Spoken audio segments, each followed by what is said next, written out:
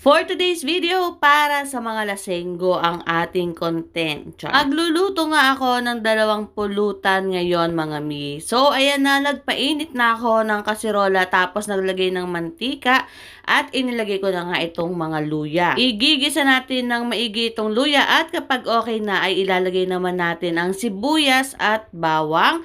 Tapos, igigisa natin yan ng bonggang-bongga. Kapag nagisa na nga mga mi, ay ilalagay ko na yung mga pangpapaitan natin na pinakulo ko ahead of time. Sobrang lambot na nitong mga to mga mi. Bali, itong iluluto ko is 2 kilo. 300 pesos lang mga mi yung 2 kilo na to. Pero hindi pa kasama dyan yung tuwalya ng baka. So, nagpabili pa ako ng separate na tuwalya ng baka. Halagang 150 pesos lang. And naglagay na rin ako dito ng maraming pamintang powder. Sayang nga at walang nabiling kamyas na sariwa. At ito pala mga amin, naglagay ako ng isang Knorr chicken cube. Tapos hahaluin natin ng maigi yan. At maglalagay na tayo dyan, syempre, yung patis.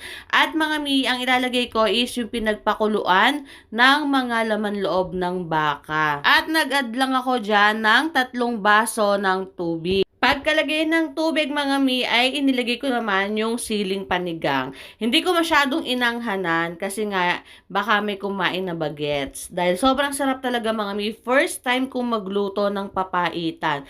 And yung ginamit kong pang ano dito, pampapait is konti lang mga mi. Parang kalahati lang siya. Ayan lang siya oh. Wala pa nga sa kalahati ng baso. 5 piso lang yan nabili sa palengke. Tapos ito sinigang mix mga mi. Bali 2 balot ng sinigang mix yung nilagay ko rito kasi para masarap. Alam mo yung nag-aagaw yung pait, yung pait at asim. Tapos ayan na, pakukuloyin lang natin yan mga 20 minutes pa tapos luto na yan. And ayan na yung ating papaitan. Grabe mga mi, ang sarap talaga as in. Hindi nga lang ako umiinom no, kaya ginawa ko, inulam ko na lang siya. Tapos ayan, syempre, titikman ko na. Sabi ko sa inyo mga mi, hindi talaga ako umiinom, kaya naman inulam ko yung papaitan. And promise, napakasarap. Pagkaluto ng papaitan, ito naman mga mi ang aking iluluto, sisig tofu. At ayan na nga, nagprito na ako ng mga tokwa. Bali, yung tokwa ang iluluto ko is 10 piraso or 20 yata to. 20 pieces pala. Kasi sa isang balot is 10 yung laman. 2 balot yung niluto ko. So, ayan, 20 pieces. Igo-golden brown lang natin siya. Tapos, palalamigin at ihihiwain ng pa-dice. Tapos, mga mi, nag-init na ako ng mantika at naglagay ako ng butter. At igigisa naman natin itong white na sibuyas. Bali, 2 sibuyas yan. Tapos, isama na natin itong siling panigang para lumabas na yung kanyang anghang. And, naglagay ako ng 2 balot ng oyster sauce. Siyempre, hahaluin natin ng bonggang-bongga yan mga mi. Tapos, maglalagay tayo ng maraming paminta. At pagkalagay ng paminta, ito naman liquid seasoning. Siguro mga 2 tablespoon. Tapos ito maliit na cream lang yung nilagay ko. And hahaluin natin maigi.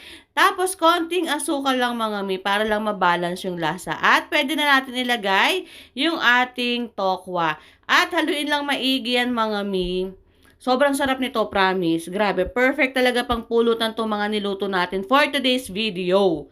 Tapos, syempre, ayan na yan mga mi, magic. Iga-garnish nyo lang yan ng sibuyas, sili at ng mayonnaise. Tapos, pwede na nga yan. Grabe mga mi, itry nyo. Pwedeng ulam, pwedeng pulutan.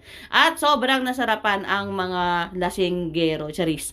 O, diba? Napakasarap ng kanilang pulutan. Tamang-tama dun sa kanilang alak, 'di ba? Birthday kasi ng jowa ko nung nagluto ako nito. Tapos yung dynamite din, 'di ba? Na-upload ko na siya nung nakaraan. Yan yung kanilang pulutan. And that's it for today.